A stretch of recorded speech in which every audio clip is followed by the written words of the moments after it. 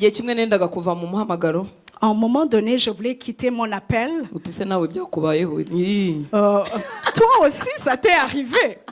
Bon. Ndimo nsezera Imana nyisezera. J'étais en train de bien dire au revoir à Dieu. Ari ibintu binani mo kwinyingamo nyitereta ngo mbese inkore transfert. J'étais en train vraiment de traiter avec Dieu en lui disant fais un transfert. Hanyuma ngashyiramo ingingo zindengera ko nzaba ngomba kureba abana banjye no kugira n'umwanya nabo. Et j'ai mis même mes droits en disant j'ai droit à ça. Imana irambwira ngo namba nawe abana bawe baragufite. Dieu m'a dit au moins toi tes enfants tu les as avec toi. Abana hangaha batagira base na banyina. Simvuga batagira base na banyina bo mu mubiri bafite ariko twingingira abasinzi bo muri Kigali. On prie pour les personnes qui boivent de l'alcool de Kigali. Des personnes prostituées qui ne sont pas les nôtres. Mais parce que nous n'avons pas ce cœur de Jésus en nous, quand il s'agit même de nous, tu dis c'est le diable lui-même avec qui j'habite. Tu ne peux pas te tenir au poste lorsque tu es rempli de toi-même. Parce que ta prière, ça sera juste des paroles. Tuzababazwa n'abana twabyaye gusa nyamara muri Montréal abana barimo barapfa iwacu Kigali abana barimo barapfa ariko tuzababazwa n'abo twabyaye gusa. Si nous sommes juste remplis de nous-mêmes, on va être attristés juste pour nos propres enfants. Alors qu'il y a des enfants même à Montréal, de part et d'autre, qui ont besoin de nos prières. Amen. Amen. Nta bintu na bimwe Imana yiduhamagarira. Il n'y a rien que Dieu nous appelle à faire ititeguye kubikorera muri twe. Sans avoir préparé à le faire en nous. Inkuru nziza nuko ikintu cyose Imana iguhamagarira. Et la bonne nouvelle, c'est que toute chose pour laquelle Dieu t'appelle, kiba cyamaze guhinduka igishoboka. C'est déjà rendu possible. Hallelujah. Amen. Nta kintu na kimwe Imana isaba abantu. Il n'y a rien que Dieu nous demande de faire ibitamaze kugihindura igishoboka. Si ne l'a pas rendu déjà possible. Hallelujah. Amen. Ikintu cyose uzasoma mu ijambo ry'Imana, toute chose que tu vas lire dans la parole de Dieu, ikintu cyose uzamenya ko abakristo basabwa, toute chose que Dieu nous appelle à faire, uzahita unezererwa ko Imana yamaze kugikora. Sois déjà dans la joie parce que Dieu l'a déjà accompli. Imana ishimwe cyane. Que Dieu soit Hallelujah. loué. Amen. Hari igihe tugira ubwoba bwinshi bw'ibintu Imana idusaba. Des fois, on a vraiment peur de ce que Dieu nous demande de faire. Kubera ko turi abantu bamenyereye kwirwanaho. Parce que nous sommes des personnes qui combattent pour nous-mêmes. Iwacu tugira slogan ivuga ngo intore ntiganya yishakira ibisubizo. Chez nous, on a comme un slogan qui dit c'est quelqu'un en héros a des solutions déjà.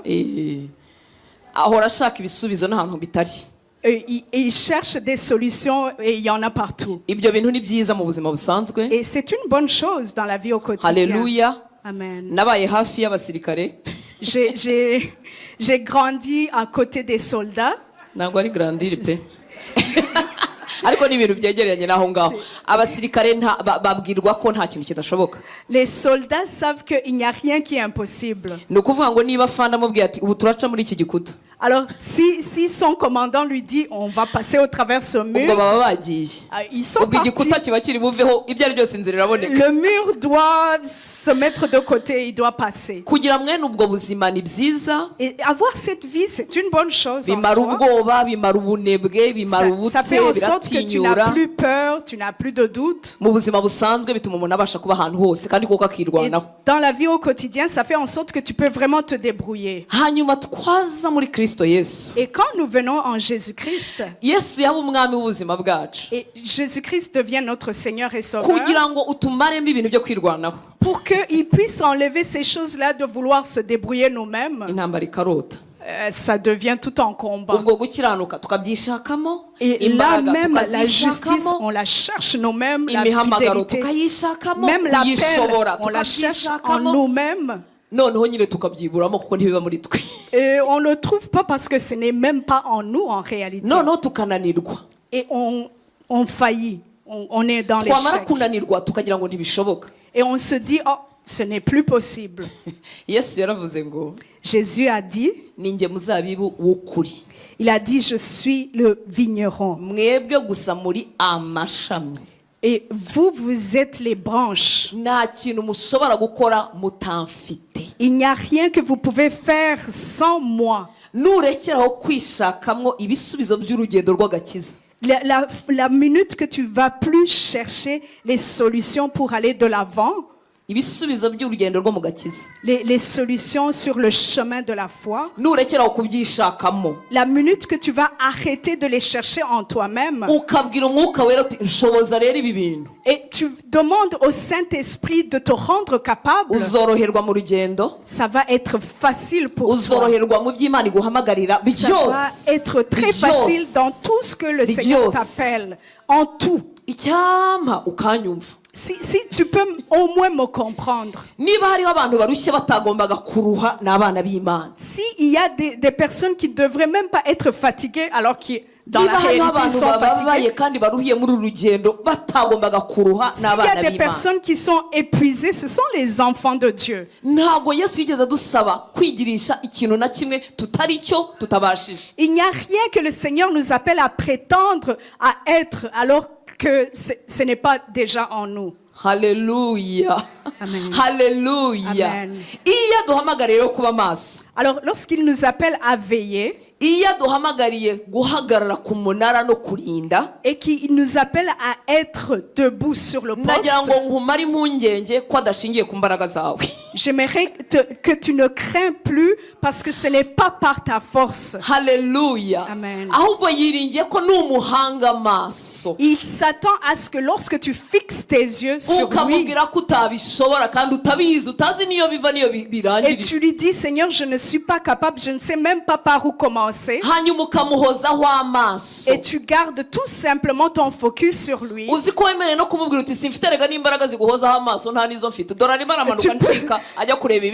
Tu peux même lui dire, je n'ai même pas la force de garder mes yeux fixés sur toi.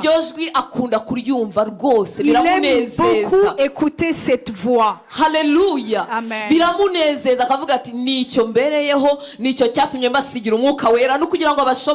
Il trouve ça agréable parce qu'il va dire, c'est justement la raison pour laquelle je vous ai donné le Saint-Esprit. Amen. Amen. Hallelujah. Amen.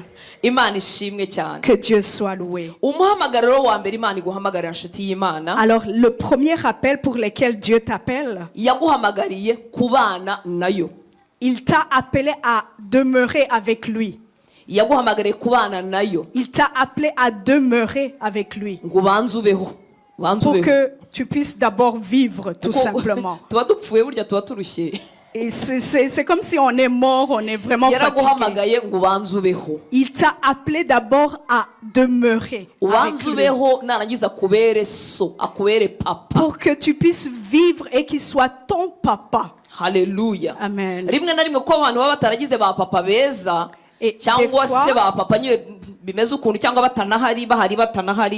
on a eu des pères qui étaient absents, des pères qui n'étaient comme pas complètement là, qui n'étaient pas responsables. L'image du vrai Père, notre Père céleste, ça nous échappe. On trouve qu'il nous accepte parce qu'on a fait quelque chose. Hallelujah. La première chose, Dieu ne t'appelle pas à veiller, à garder les yeux fixés. Il ne t'appelle même pas à prier. Il t'appelle d'abord à vivre. Qu'il soit tout simplement ton papa.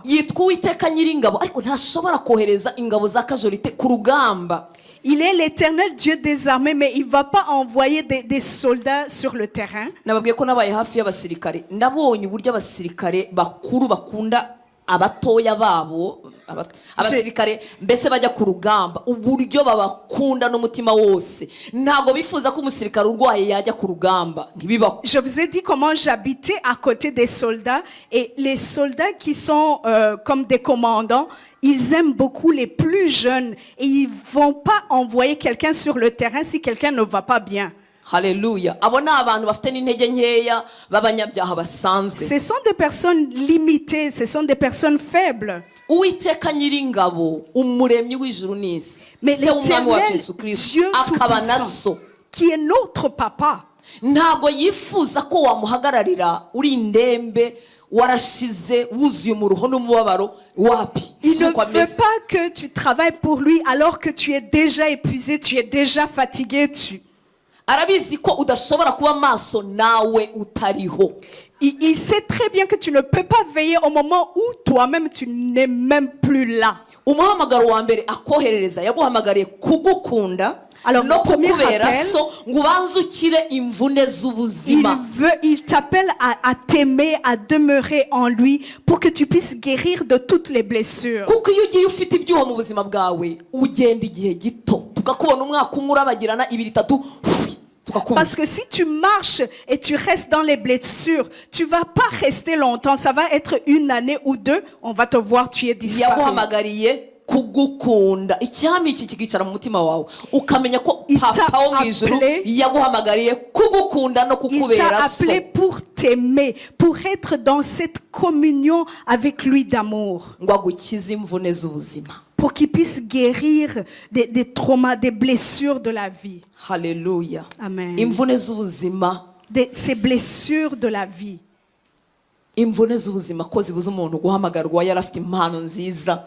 Ces blessures-là peuvent empêcher quelqu'un de rentrer dans son appel. Data wo mu ijuru niwe wenyine utakurebera muri achievement mu byo twebwe abantu ku isi tuzakumenyera ku bikorwa niko tumeze. Notre Père céleste, c'est pas quelqu'un qui va te regarder selon les accomplissements. Tuzagufata tukwitiranya n'ibikorwa byawe nuko bimeze. Nous, on va t'associer directement avec ce que tu fais déjà. Ariko data niwe muntu wenyine utaturebera muri achievement. Mais Dieu, c'est la seule personne qui ne va pas te regarder selon ce que tu as accompli. Hallelujah. Amen. Niyo mpamvu imibare ye rimwe na rimwe idusiga. C'est pour cela ces calculs, ça nous dépasse. Igihe kimwe yavuze ku mugore wari uje gutura mukanya twaturaga areba watuye makeya arangira avuga ngo niwe watuye menshi. Gusa ibyo bintu ntibicurane. Imaginez-vous, il a parlé de cette dame qui avait amené un peu d'argent. Et il a observé de loin, il a dit, celle-là, elle a donné plus que les autres. Alors, sois rassuré d'abord dans ton cœur. Dis-toi, j'ai un père. Et ses yeux sont sur moi. Ses oreilles m'écoutent ce que je lui dis. Et quand je dis ses yeux sont sur moi,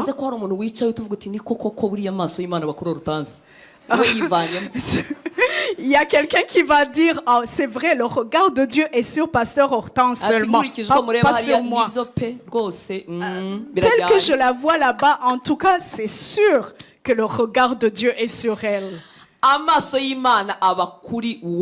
Mais le regard de Dieu est sur toi. Il t'a appelé à t'aimer, à être ton père. Pour que tu puisses vraiment être inondé dans son amour. Hallelujah. Amen. Urwandiko rwa kabiri rw'Abikorinto, urwandiko rwa kabiri Pawulo yandikiye itorero ry'Ikorinto igice cya 6 17 na 18. Alors 2 Corinthiens chapitre 6 du verset 17 et 18. Yavuze ngo nuko muve hagati y'ababandi mwitandukanye niko Uwiteka avuga kandi ntimugakore ku kintu gihumanye nanjye nzabakira kandi nzababera so. Namwe muzambera abahungu n'abakobwa niko Uwiteka ushobora byose avuga. C'est pourquoi sortez du milieu d'eux et séparez-vous, dit le Seigneur. Ne touchez pas à ce qui est impur et je vous accueillerai. Je serai pour vous un père et vous serez pour moi des fils, des filles, dit le Seigneur Tout-Puissant. Iya duhamagara adukura mu byaha adukura mu irimbukiro. Lorsqu'il nous appelle à partir de la fosse de destruction, ce que nous pouvons appeler le monde, il nous appelle pour nous accueillir. Je vous accueillerai. Je serai pour vous un père et vous serez pour moi des fils et des filles, dit le Seigneur Tout-Puissant. no kugira umutima ureba ibyo Yesu areba utabanje kwicara mu kiruhuko cye mu buryo bwuzuye. Tu peux pas voir ce que vraiment Dieu t'a préparé si tu n'es pas assis d'abord dans son repos. Ujye ufata akanya witegereze urugendo rwa Yesu n'intumwa ze n'abigishwa be. Alors prends le temps d'observer bien comment Jésus a marché et ses disciples. Reka wumve gatoya hano yarazutse. Ba Petero barasubiye kuroba. Il était ressuscité, Pierre était retourné pêcher. Et pourtant, c'est pas ça qu'il leur a ordonné de faire. Jean chapitre 21, verset 5. Nous allons lire 5 et verset 9.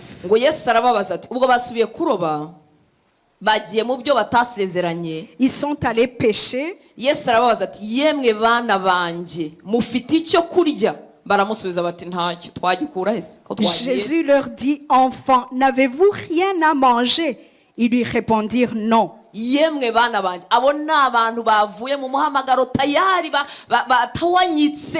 Ces enfants dont il est question, ce sont des gens qui sont allés loin, là où le Seigneur ne leur a pas ordonné d'être.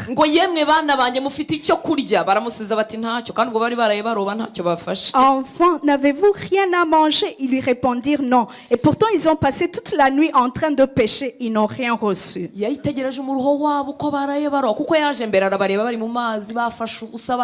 les a observés, il les a vus combien ils étaient fatigués. Ils avaient passé toute la nuit en train d'essayer.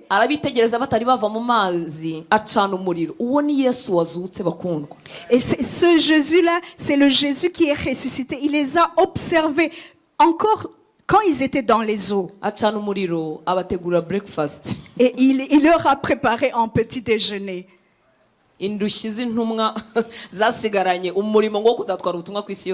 Imaginez-vous des disciples qui ont reçu la mission d'amener la bonne nouvelle partout dans le monde. Ils sont retournés tout simplement pêcher.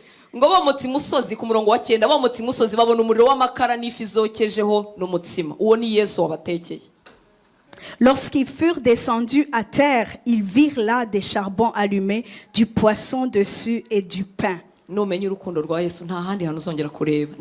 Lorsque tu vas saisir l'amour de Jésus, tu ne regarderas même plus ailleurs. Imaginez-vous, il leur a dit ne pêchez plus parce que vous allez pêcher des hommes.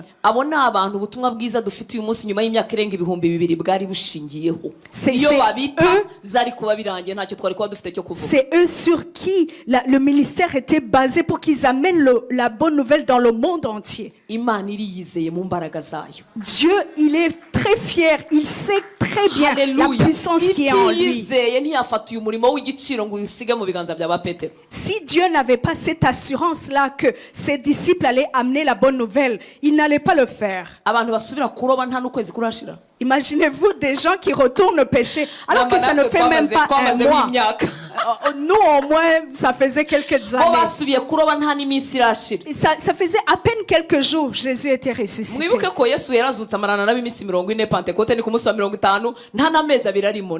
Vous vous rappelez que Jésus il a passé des jours avec eux avant Pentecôte. Je te souhaite vraiment de savoir, d'explorer la puissance de Dieu.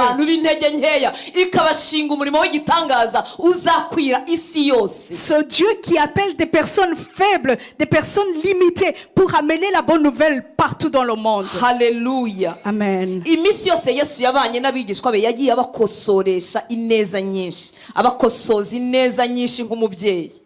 Toutes les fois que Jésus marchait avec les disciples, il les corrigeait avec amour. Il les corrigeait même dans les moindres petits détails. Parce qu'ils devraient amener la vie de Jésus, pas leur propre vie.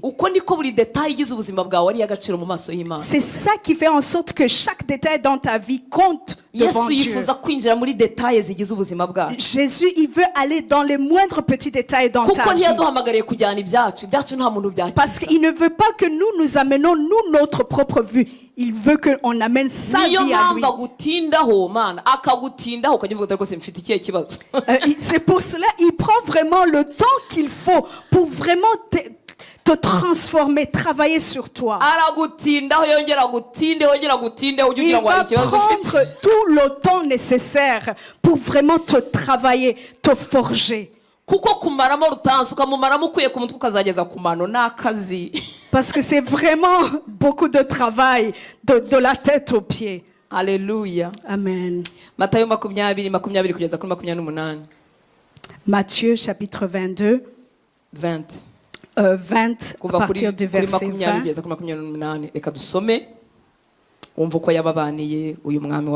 Nous allons lire. Maze nyina wa bene Zebedayo azana n'abana be aho ari. Ari abantu basenga amasengesho nk'aya mama w'abahungu. Maze nyina wa bene Zebedayo azana n'abana be aho ari, aho Kristo ari aramupfukamira ngo agire icyo amusaba. La mère des fils de Zébédée s'approcha de Jésus avec ses fils et se prosterna pour lui faire une demande. Quand tu la vois se prosterner, tu vas te dire elle est dans l'esprit.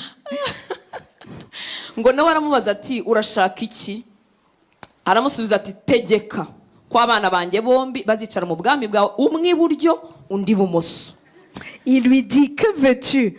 Ordonne, lui dit-elle, que mes deux fils que voici soient assis dans ton royaume, l'un à ta droite et l'autre à ta gauche. Imaginez-vous la maman, elle est venue et s'est prosternée vraiment de tout son cœur. Elle a dit, ordonne. Mais que mes deux fils, que l'un s'assoit à ta droite et l'autre à ta gauche. Et Jésus lui répondit, vous ne savez pas ce que vous demandez.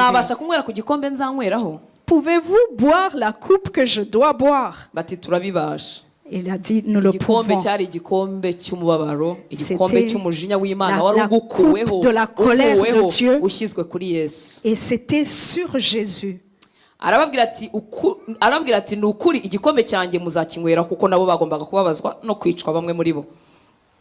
Il leur répondit, il est vrai que vous boirez ma coupe, mais ce qui est d'être assis à ma droite et à ma gauche, cela ne dépend pas de moi. Et ne sera donné qu'à ceux à qui mon Père l'a réservé. Alors regarde ce qu'ils ont dans leur cœur. Les 10, ayant entendu cela, furent indignés. Pourquoi est-ce qu'ils étaient indignés? Ils étaient en train de leur prendre leur poste. Parce que s'ils avaient vraiment le cœur de Jésus, ils n'allaient pas être indignés des deux fils. Ils allaient plutôt avoir pitié d'eux.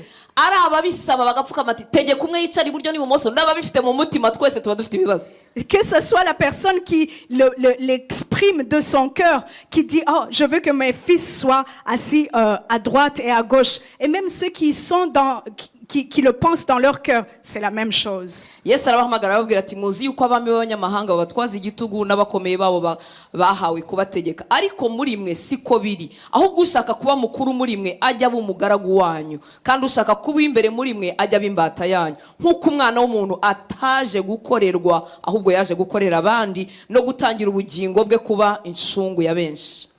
Et Jésus les appelait et dit, vous savez que les chefs des nations les tyrannisent et que les grands les asservissent. Il n'en sera pas de même au milieu de vous, mais quiconque veut être grand parmi vous, qu'il soit votre serviteur. Et quiconque veut être le premier parmi vous, qu'il soit votre esclave. C'est ainsi que le Fils de l'homme est venu, non pour être servi, mais pour servir et donner sa vie comme la rançon de plusieurs. Alléluia. Amen. Alors Jésus a pris le temps vraiment de changer leur façon de penser.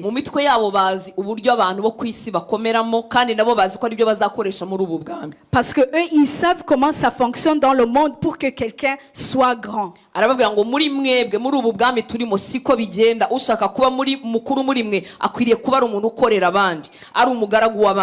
Et Jésus leur apprend que dans le royaume de Dieu, ce n'est pas de cette façon-là que ça fonctionne. Quelqu'un qui veut être grand doit être plutôt au service des autres.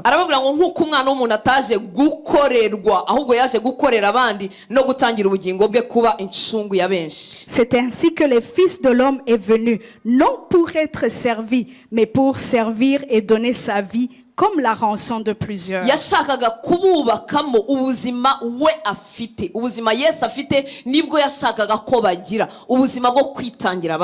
Il voulait bâtir cette vie que lui-même il avait en lui, cette vie d'humilité.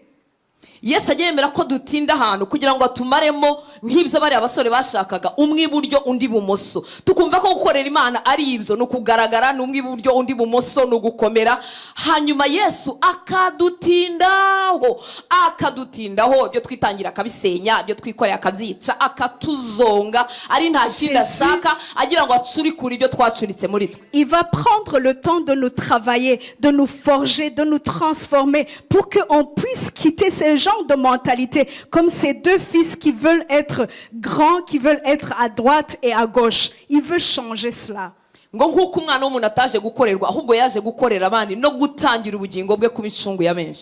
Tout comme le Fils de l'homme est venu, non pas pour être grand, mais pour servir. Hallelujah. Amen. Il voulait bâtir sa propre vie à lui en eux. Nubwo basabaga imyanya nusoma mu gitabo cy'ibyahishuwe uzasanga ngo hari inkingi 12 zanditseho amazina y'intumwa za Yesu. Hallelujah. En Apocalypse, ils ont déjà ces places là d'honneur. Hallelujah. Byahishuwe 21:14 imyanya barayifite natwe imyanya arayiduha ariko ntifuza ko ari cyo kiba ikimbere. Il veut pas que cela soit notre priorité, que nous puissions chercher à être grands dans le monde. L'appel dans lequel Dieu nous appelle, nous voulons y aller tel que nous sommes. Mais Jésus veut que nous puissions partir tel que lui-même il est venu. Et c'est là le combat. Et il prend vraiment le temps d'enlever Olga de Olga. Il prend une année, plusieurs années, il transforme et moi je combats avec lui. Hallelujah. Parce que la confiance que Jésus a mis en nous, c'est vraiment de grande valeur. Imaginez-vous, il nous a fait confiance, il nous a placés à sa place. Imagine si il nous a appelés des apôtres à sa place ou ambassadeurs de Jésus. Hallelujah. Niba ndi intumwa mu cyimbo cya Yesu ukaba intumwa mu cyimbo cya Yesu azagutindaho kugira ngo ugende nkuko we yakwigendera. Si tu es la personne qui représente Jésus ici-bas, il va prendre tout le temps nécessaire pour vraiment te forger, te travailler pour que tu puisses y aller tel que lui il veut. Paulo yaratwandikiye mu rw'Ikorinto rwa 2 igice cya 5 umurongo 20. Paul, il a écrit dans 2 Corinthiens, ngo nicyo gituma tuba intumwa mu cyimbo cya Kristo, ngo ndetse bisa naho Imana ibingingira muri twe, ngo nuko rero turabahendahenda mu cyimbo cya Kristo kugira ngo mwiyunge n'Imana. Subiramo ibyo mvuze ntacyo dasoma. 2 Corinthiens 5:20.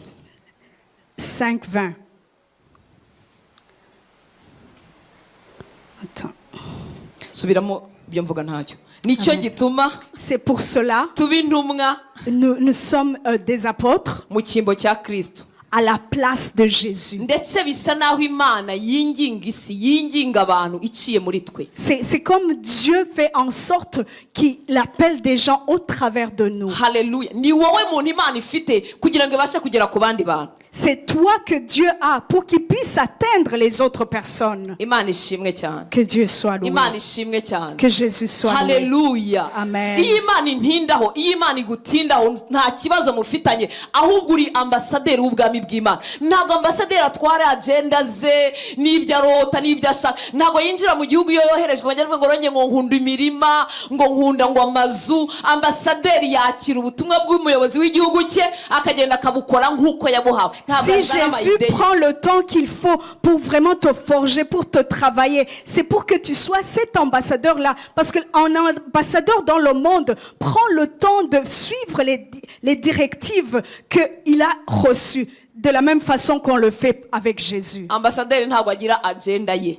L'ambassadeur n'a pas son propre agenda. Il va suivre exactement l'agenda de personnes qui l'ont envoyé. Il n'a pas son propre programme. Il y a comme des réunions, des conférences. Une fois l'année.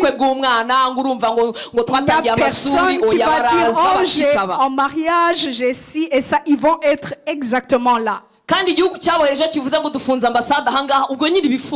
Et si un pays dit ils ont fermé, disons, les frontières, ils ont fermé. Si tu peux saisir et comprendre la confiance que Jésus a mis en toi. Hallelujah. Amen.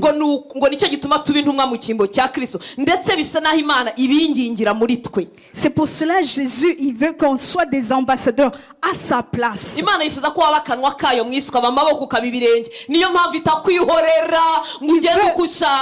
Il veut que tu sois sa bouche. Il veut que tu sois ses mains. Il veut que tu le représentes efficacement ici-bas. Hallelujah. Alors dans Jean, lorsque Jésus était déjà ressuscité, et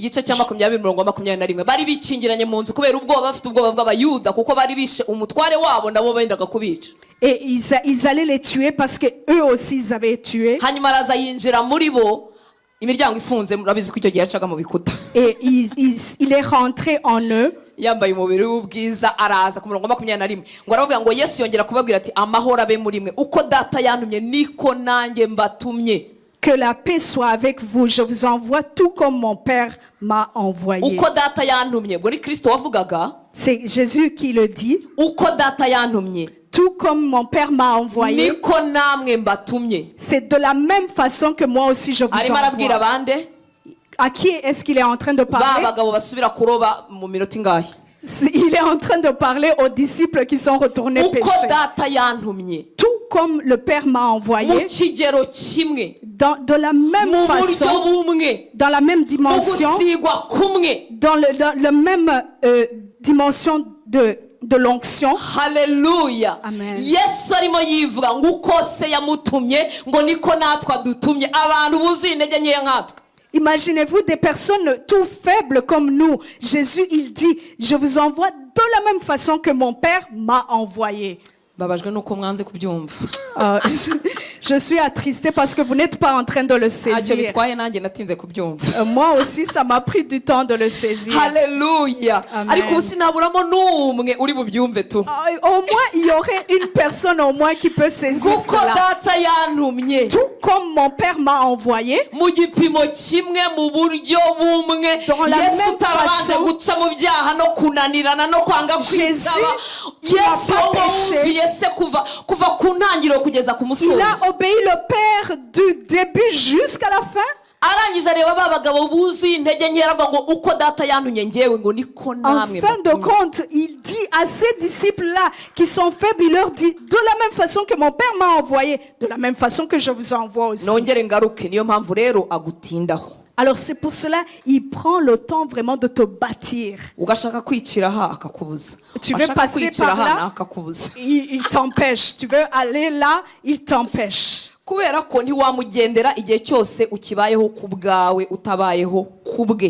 Parce que tu ne peux pas travailler pour lui tant et aussi longtemps que tu ne vis pas pour lui. Alors pourquoi est-ce que je m'attarde beaucoup là? Parce que tant et aussi longtemps que je suis rempli de ma propre vie à moi, même si je me tiens sur mon poste, mes prières, ça sera juste des paroles vaines. Ça sera juste des paroles vaines. Parce que je n'aurai pas cette tristesse tout comme Jésus l'a en lui. Ça sera juste des paroles. Mais quand Jésus va vraiment me bâtir et que je puisse avoir ce cœur que lui, il veut, que j'ai le cœur de Jésus, je serai attristé par les personnes tout comme lui aussi il est attristé. Alors je parle souvent à des femmes intercesseuses. Il y en a qui intercèdent pour leur mari qui...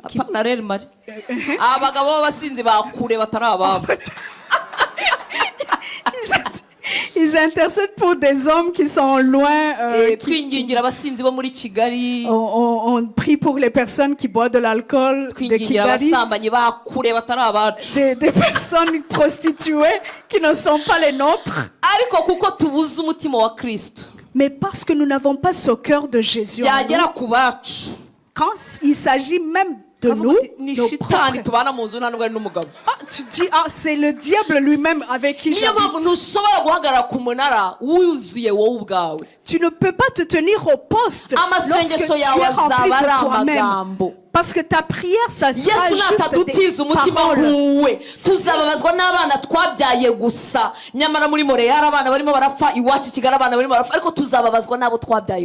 Si nous sommes juste remplis de nous-mêmes, on va être attristés juste pour nos propres enfants. Alors qu'il y a des enfants même à Montréal, de part et d'autre, qui ont besoin de nos prières.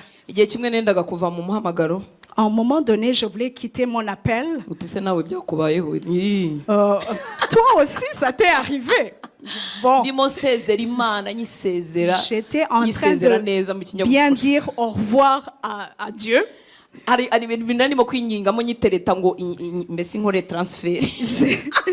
J'étais en train vraiment de traiter avec Dieu en lui disant fais un transfert. Et j'ai mis même mes droits en disant j'ai droit à ça. Tu le vois? Dieu m'a dit au moins toi, tes enfants, tu les as avec toi. simvuga batagira base n'abanyina bo mu mubiri bafite ariko